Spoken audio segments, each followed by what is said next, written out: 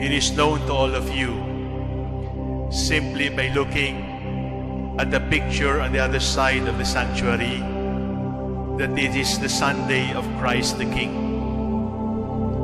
But a different kind of king, I will say from the very start. Because you can only understand the royalty of Christ. You can only understand the kingship of Christ if you look at Christ among the poor.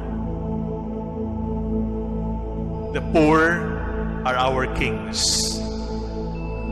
And if you are not ready to look at the poor as our kings, you are not ready to accept Christ as our King.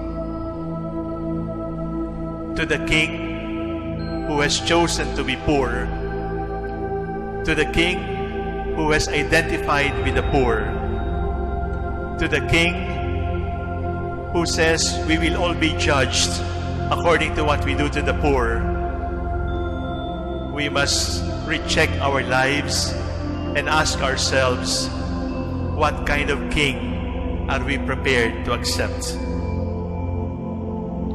At the sunset of our lives, we must be able to prove that we have friends with the poor, that we have friendship with poor people. When we say friendship with poor people, it does not only mean doling out and giving boxes of sardines and rice to them, and then consider ourselves friends of the poor. We are not yet friends of the poor by doing that. We are only benefactors of the poor when we do that. Friendship demands equality. Friendship means dreaming the same dreams, enduring the same pains, laughing at the same happiness. Friendship means walking together and eating together and living together. My dear brothers and sisters, we who reach out to the poor in Cagayan, in Isabela, in Catanduanes, in Legazpi, we send help. But is that friendship with the poor? After sending help, these are our regular questions. I am very busy. I have so much to do. I will just deposit by GCash. I will just deposit by the bank. Let them be far away. What is worse than being busy? Worse than being busy is having nothing to do. Have you experienced having nothing to do? What is worse than having to give up something you really like? Worse than that is you have nothing to give. What is worse than rising from your bed, even if you're very tired, because a poor person is asking for help? What is worse than that? To be on your bed and not be able to rise because you're very sick. My dear brothers and sisters, when we complain about meaningful lives, when we complain about boring lives, when we complain about lost dreams, when we complain that we are very tired, we are not yet friends with the poor. Because the poor live with lost dreams.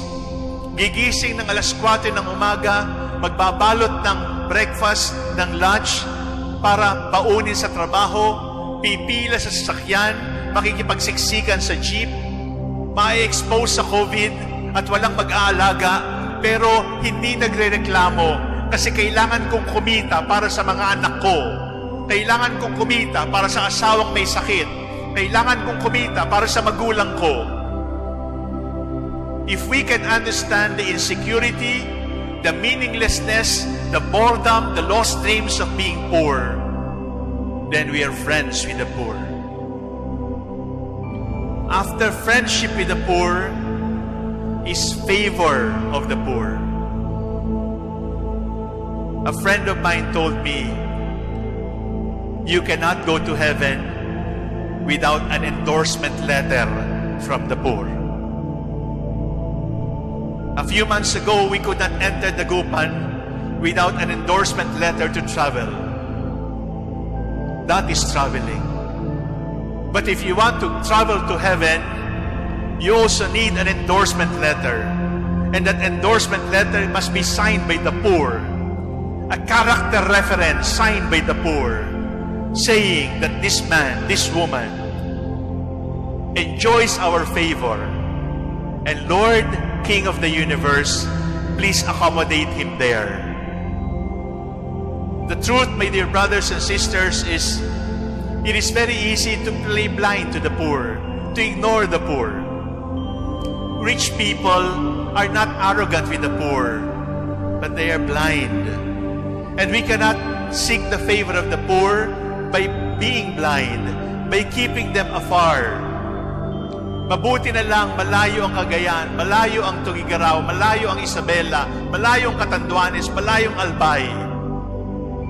Pero kapag nasa tabi natin sila, and we can see them with our eyes, and then we are uncomfortable giving them help, that is not favoring the poor. That is not considering the poor as our kings and our masters. Favor of the poor, friendship with the poor, and the last that we need from the poor is we need to be forgiven by the poor.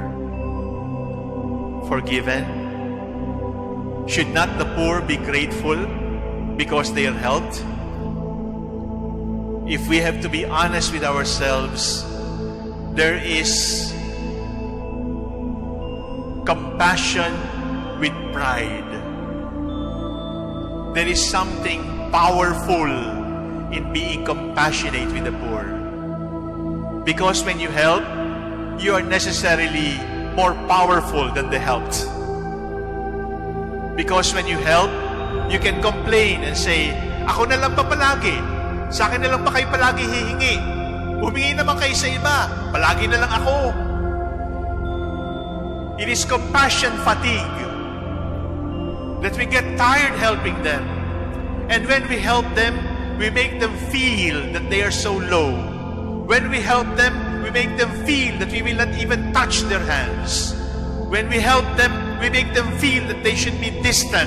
I will help you from a distance. From a distance, don't get near me. It is compassion fatigue. It is compassion arrogance.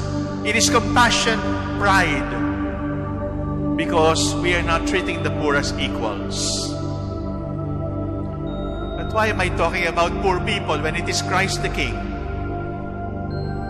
Because as I told you, you will not be able to understand fully the kingship of Christ if you cannot understand the kingship of the poor.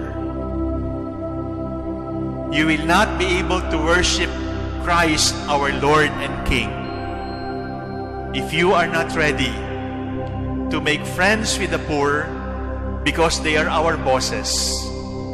If you are not ready to seek an endorsement letter from the poor as your gate pass to heaven, if the only thing that you can expect from the poor is to be grateful to you because you help them, my brothers and sisters, the poor must forgive us for our proud compassion, for our tired compassion, for our complaining compassion, for our distant compassion, for our detached compassion. Today, we honor Christ the King. You cannot honor Him unless you put the poor on our thrones and hail them as our masters, as our kings. There is no Christ the King without poor the King.